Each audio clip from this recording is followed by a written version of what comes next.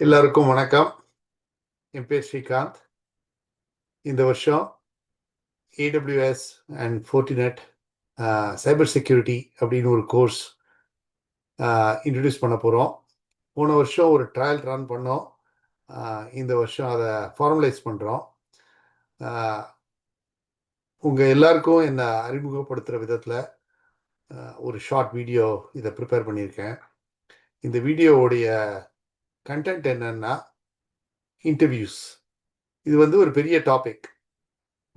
Interviews, jobs, எல்லாருடைய நோக்கமுமே கெரியரில் progress பண்ணுறதுக்கும் அடுத்த வேலை தேடுறதுக்கும் தான் எல்லாருடைய நோக்கம். என்னுடைய பிரதானமான நோக்கமும் என்னுடைய கெரியரில் அதுவாக தான் இருந்தது. சுருக்கமாக சொல்ல போனால் நான் வந்து என்னுடைய கெரியரை 1986 ஆரம்பித்தேன். அண்ட் ஸோ ஆல்மோஸ்ட் 40 years ஆச்சு. அண்ட் அந்த ஜேர்னியில் நிறையா இன்டர்வியூஸ் அட்டென்ட் பண்ணியிருக்கேன். அண்ட் ஸோ அதில் வந்து இந்த லேட்டஸ்ட் இன்டர்வியூ Fortinet உடைய இன்டர்வியூட எக்ஸ்பீரியன்ஸை உங்களோட பகிர்ந்துக்கலாம்னு ஆசைப்படுறேன். முதல் கேள்வி நம்மளாம் என்ன தேடணும்னா, இருக்கிற வேலையில் எப்போ அந்த வேலையை விடுறது அப்படிங்கிற முடிவுக்கு எப்படி வரணும், என்னெல்லாம் அதுக்கு உண்டான சைகைகள். இதெல்லாம் வந்து பல வருஷங்கள் எனக்கு தெரியாமையே இருந்தேன். அதெல்லாம் அந்த தப்பை நீங்கள் செய்யக்கூடாதுங்கிற நோக்கத்தோட இதை சொல்கிறேன். ரொம்ப ஸ்ட்ராங் சைகைகள் என்னன்னாக்க, நீங்கள் லீவுக்கு போயிட்டு வரீங்க. இதுதான் முதல்து. லீவுக்கு போயிட்டு வரீங்க, திரும்பி வரப்போது உங்களுக்காக யாருமே வெயிட் பண்ணலை, அது பாட்டுக்கு பிஸ்னஸ் ஓடிட்டு இருக்குன்னாக்க அது வந்து ஒரு ஸ்ட்ராங் சிக்னல். நீங்கள் வந்து ஒரு கோர் பார்ட் ஆஃப் அ டீமாக இல்லைங்கிற ஒரு சிக்னல். ரெண்டாவது, உங்கள் மேனேஜரை உனக்கு அடுத்த வேலை தேடுறதுக்கு நான் ஹெல்ப் பண்ணுறேப்பா அப்படின்னு சொன்னாக்க அது அடுத்த சிக்னல். எந்த மேனேஜருமே ஒரு நல்ல ரிப்போர்ட்டை நீ போனால் பரவாயில்லன்ற எண்ணத்தோட யாருமே சொல்ல மாட்டாங்க, சீசன் மேனேஜர்ஸ் யாரும். இது ரெண்டாவது. இது ரெண்டும் இல்லைன்னாலும் ஒரு ரோலில் 3 வருஷம் இருந்துட்டீங்கன்னாக்க அது வந்து இது ஒரு ப்ரூட் ஃபோர்ஸ் ரூலாகவே வச்சுக்கலாம். அது அடுத்த வேலையை தேடுறதுக்கு உண்டான ஒரு தருணம் வந்தாச்சு அப்படிங்கிறத நம்மளே புரிஞ்சுக்கணும். ஸோ அப்படிங்கிற போது நம்ம எப்படி அதுக்கு ப்ரிப்பேர் பண்ணுறது? இப்போ 3 வருஷத்துக்கு அப்புறம் ஒரு ரோலை மாறணும்னாலோ விதின் த கம்பெனியோ வேற கம்பெனிலையோ அதுக்கு உண்டான ப்ரிப்பரேஷன் வந்து கொஞ்சம் ஒரு வருஷத்துக்கு முன்னாலேயே நம்ம ஆரம்பிக்கணும். ஆரம்பிக்கிற போது என்ன ரோலுக்கு நம்ம போக வேணும் அப்படிங்கிற ஒரு எண்ணம் நமக்கு இருக்கணும். அதுக்கு எப்படி செய்யலாம்? ஒரு ஜாப் மார்க்கெட்டை அசஸ் பண்ணலாம். அசஸ் பண்ணிட்டு அதாவது இருக்கிற ரோலை விட ஒரு ஸ்டெப் அப் ரோலை தான் நம்ம பார்க்கணும்.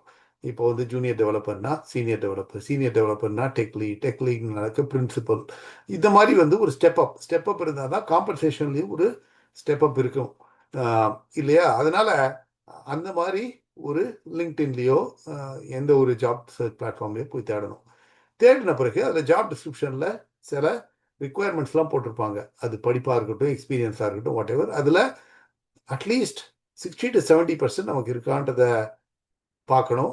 அப்படி இல்லைன்னாக்க இருக்கிற வேலையிலேயே அது எப்படி அந்த எக்ஸ்பீரியன்ஸை எடுக்கிறதுன்றத நம்ம யோசிக்கணும்.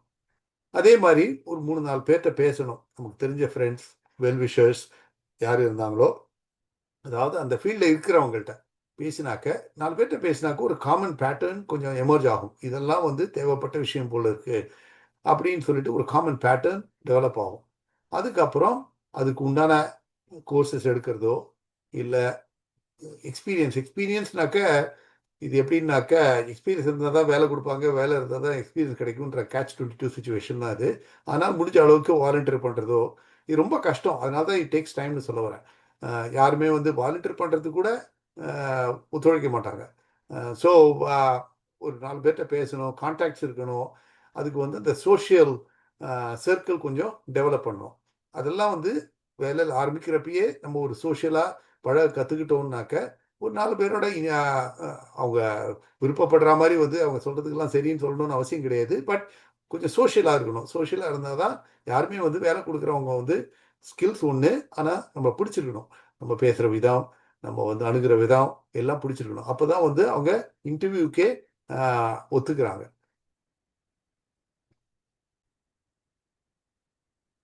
இப்போ அடுத்தது என்னுடைய இன்டர்வியூ எப்படி இருந்ததுன்றதை உங்களோட பகிர விரும்புகிறேன். நான் வந்து சிஸ்கோவில் வேலை செஞ்சுட்டு இருந்தேன். ஐ வாஸ் இம்பேக்டட் ஒரு 6-7 years before. And so impact ஆன பிறகு அது மாதிரி இந்த சிக்னல் எனக்கு தெரிய வர ஆரம்பிச்சது. ஸோ ப்ரிப்பேர் பண்ண ஆரம்பித்தேன். ப்ரிப்பேர் பண்ண ஆரம்பித்தும் ரெசியூமேல எல்லாம் இருந்தும் எனக்கு 5 months ஆச்சு.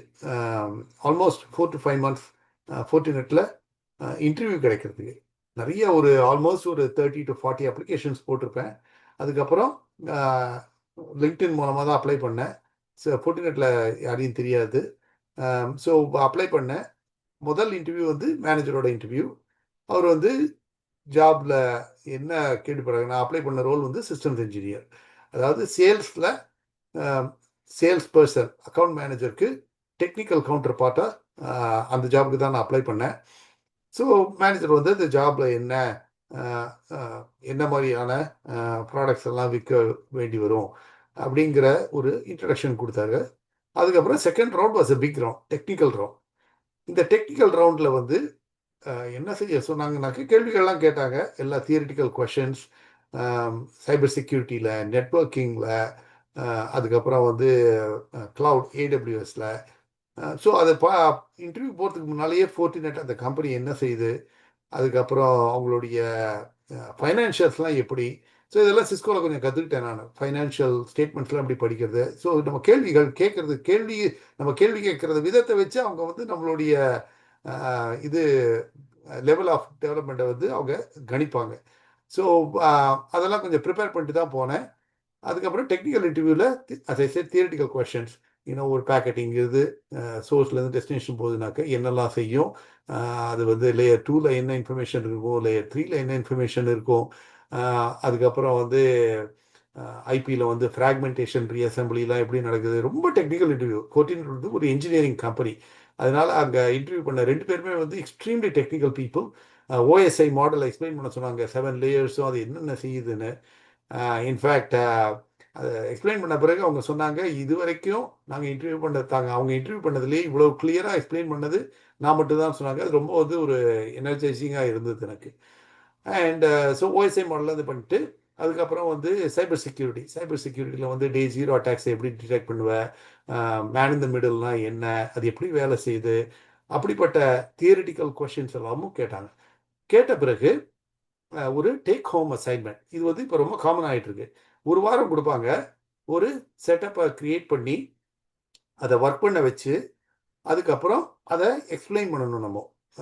அஃப்கோர்ஸ் நான் அப்ளை பண்ணது சீனியர் ரோல் வச்சுக்கோங்க. சிஸ்டம்ஸ் இன்ஜினியர்ன்றது சேல்ஸ்லேயே வந்து சீனியர் ரோல்ஸ் தான்.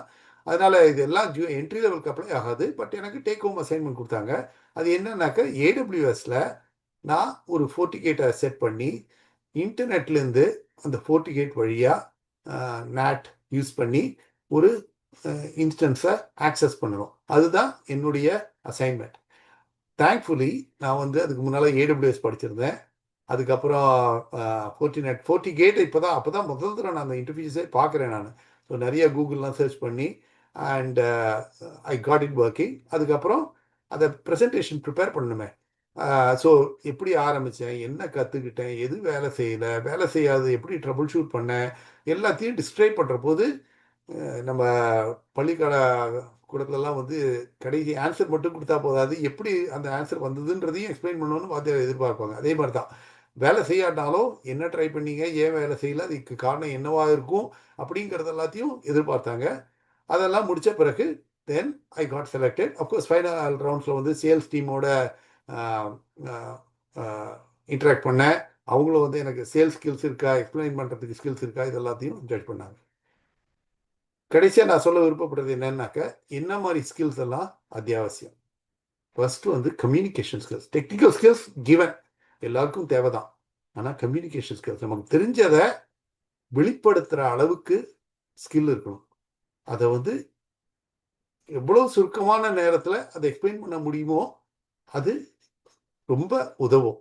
அது வந்து இயற்கையாக எல்லாருக்கும் வராது, அதை வளர்க்கணும். இதெல்லாம் சாஃப்ட் ஸ்கில்னு சொல்லுவாங்க.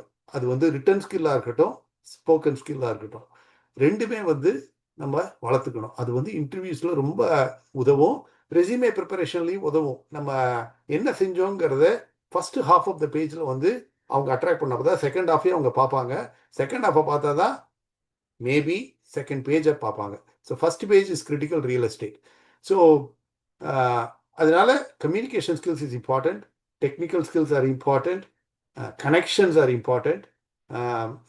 இப்போல்லாம் கனெக்ஷன்ஸ் இருந்தால் தான் you are able to get an interview. அதுக்கப்புறம் நம்ம சாமர்த்தியம் தான் இன்டர்வியூ பாஸ் பண்ணுறதுலாம். பட் கனெக்ஷன்ஸ் வேணும்னாக்க நம்ம வந்து நிறைய பேர்ட்டு ஒர்க் பண்ணணும். அதனால தான் அந்த 3 இயர் ரூல் சொன்னேன் நான். அதாவது ஒரு 4-5 கம்பெனியில் வேலை செஞ்சாதான் அங்கே இருக்கிறவங்க வந்து மேலே போக போக ஒருவேளை நமக்கு பிற்காலத்து உதவியாக தேவைப்பட்டதுன்னாக்க அவங்க வந்து ஒரு இன்டர்வியூவை ஆர்கனைஸ் பண்ணுவாங்க. அரூபாவில் எனக்கு ஒரு இன்டர்வியூ வந்தது. ஏன்? எனக்கு அங்கே இருந்த மேனேஜர் வந்து நான் அவர்கிட்ட ரிப்போர்ட் பண்ணேன். அவர் சொன்ன உடனே இன்டர்வியூ வந்தது, ஆல்மோஸ்ட் வித்தின் 2 days.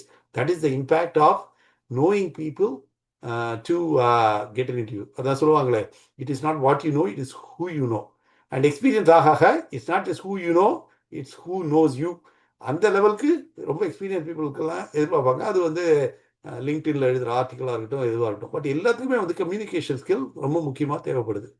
இதை தான் நான் உங்ககிட்ட பகிர்ந்துக்கணும்னு ஆசைப்பட்டேன். உங்களில் நிறைய பேரை நான் வந்து சந்திக்க வெயிட் பண்ணிட்டு இருக்கேன்.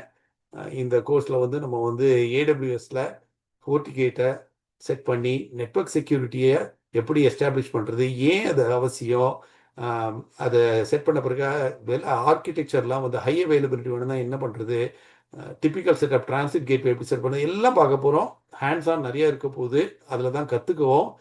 தியரி தெரிஞ்சால் மட்டும் போதாது, ஹேண்ட்ஸ் ஆனில் எப்படி அந்த ஒரு பேக்கெட் ஒரு இடத்துல இங்கே இன்னொரு இடத்துக்கு போகுது, அது எப்படி செக்யூராக போகுது, செக்யூராக இல்லைன்னா அதை எப்படி டிடெக்ட் பண்ணுவோம், இதெல்லாத்தையும் நம்ம அந்த கோர்ஸில் பார்க்க போகிறோம்.